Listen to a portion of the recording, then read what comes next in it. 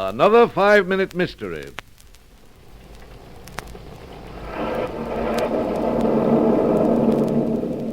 It was a windy, rainy night in March when a man staggered into the police station of a small town. He was cut and bruised and fainting from loss of blood. He held on to himself, however, long enough to tell his story.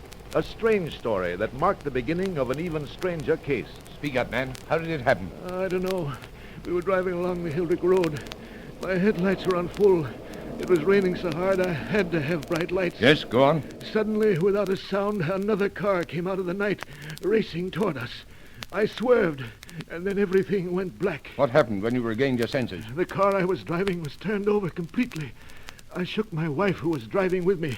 She was dead. I'm sorry. I dragged myself from the car, and then I saw it. Saw what? A man standing on the road about 10 feet from the car. He was watching me, but it was his face. His face! What about his face? Oh, it was not a human face. Hollow eyes, sunken cheeks, and heaven help me, a grinning, fiendish mouth. Oh, I can't understand it. And where was the car that almost hit me? And why didn't I hear it? Steady now, steady now. Those are questions we'll answer in good time. Hank! Yes, Inspector. Get me Jack Hawks on the phone. Hawks, Daredevil Hawks? Yes, Daredevil Hawks. Get going. Right. What's the lowdown on this job, Inspector? Hawks, you heard that chap's story. He was driving along Hildrick Road, saw a car coming toward him, swerved into a ditch and turned over. So what? It happens every day. Maybe.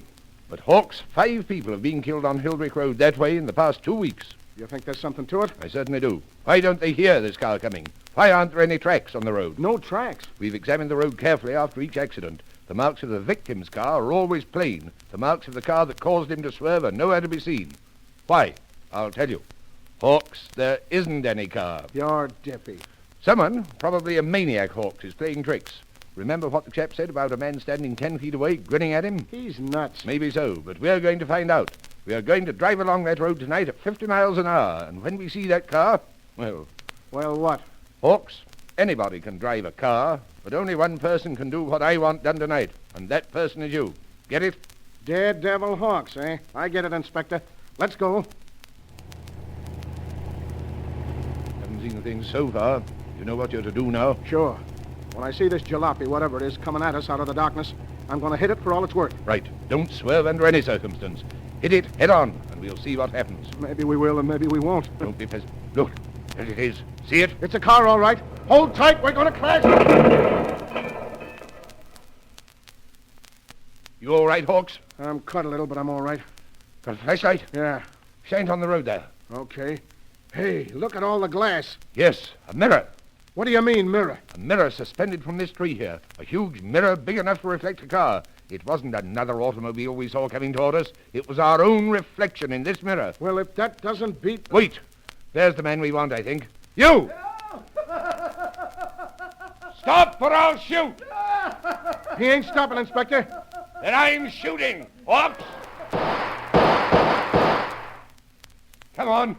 Well, you got him all right. Here he is. Turn him over. Right. Let's have your light. Here. Here you are. I thought so. Who is it?